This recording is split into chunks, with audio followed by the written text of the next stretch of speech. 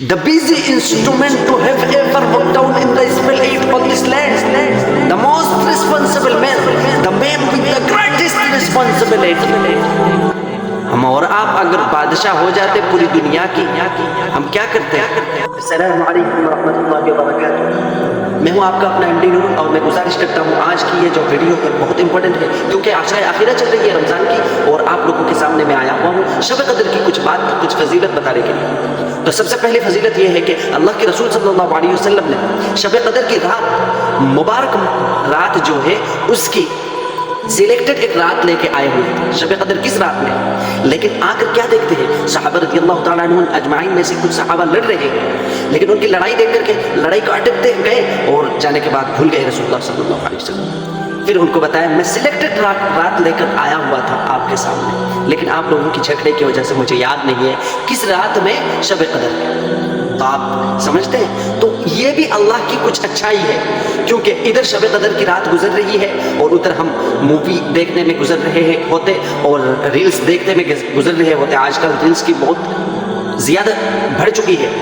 دیکھیے یہ پلے اسٹور میں سے ایپ لو، اپلیکیشن کیا ہے، اس کا نام ٹک ٹاک، ٹویٹر، فیس بک، جہاں بھی جاؤ ریلز اور ریلز۔ اگر ہم اس کو دیکھ کر گزر لیتے اس رات کو، اور ہم سمجھتے ہیں کہ آج ہمیں معلوم ہوتا کہ آج ہی شب قدر کی رات ہے، تو ہماری کیا حال ہوتی؟ ہو سکتا ہے اللہ تعالیٰ کی کچھ ایسی غضب آتی جس سے ہم برداشت نہ کر پاتے۔ یہ بھی اللہ کی مہربانی ہے میرے بھائی، یہ اللہ تعالیٰ کی بہت شکر ہے کہ اللہ تعالیٰ نے 5 طاق راتوں میں سے کوئی ایک رات بتایا ہے۔ ہمارے رسول صلی اللہ علیہ وسلم کی وہ حدیث ہے جس میں انہوں نے یہ بتایا کہ 5 طاق راتوں میں پائی جاتی ہے شب قدر۔ تو وہ 5 طاق رات کیا ہوتی ہے، کون سی ہے، یہ بتانے والا ہوں۔ نمبر ایک 21ویں رات، نمبر 2 23ویں رات، نمبر 3 25ویں رات، نمبر 4 27ویں رات، نمبر 5 29ویں رات۔ تو یہ 5 راتوں میں ہمیں شب قدر ڈھونڈنا ہے۔ عشرہ اخیرہ میں جو نجات کے 10 دن ہم کہتے ہیں رمضان المبارک کے آخر کے، وہ ہے تو سال میں پائی جانے والی ہے تھی پہلی۔ شب قدر کی جو رات ہے وہ سال میں پائی جانے والی تھی، یعنی کہ 1 سال کے اندر ملنے والی رات تھی۔ پھر قرآن میں اللہ تعالیٰ نے فرمایا کہ شہر رمضان الذی انزل فیہ القرآن ھدی للناس، کہ یہ جو بابرکت مہینہ ہے، اس بابرکت رمضان المبارک مہینہ میں ہم نے قرآن کو نازل کیا، اتارا ہم۔ اور دوسری وہ جو آیات ہے سورۃ القدر کی، انزلناه في ليلة القدر وما أدراك ما ليلة القدر ليلة القدر خير من 1000 شهر۔ اس سورہ کی اس آیات سے معلوم ہوتی ہے کہ رمضان المبارک ہی میں اللہ تعالیٰ نے شب قدر کو فرمایا، شب قدر کی رات کو فرمایا، یعنی کہ شب قدر کی شب کو فرمایا۔ شب کے مطلب رات ہوتی ہے میرے بھائیو۔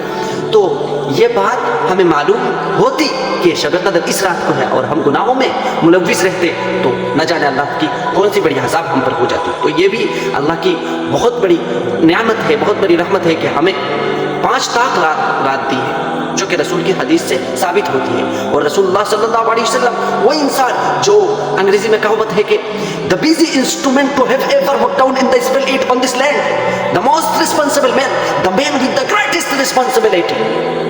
ہم اور آپ اگر بادشاہ ہو جاتے پوری دنیا کی، ہم کیا کرتے ہیں؟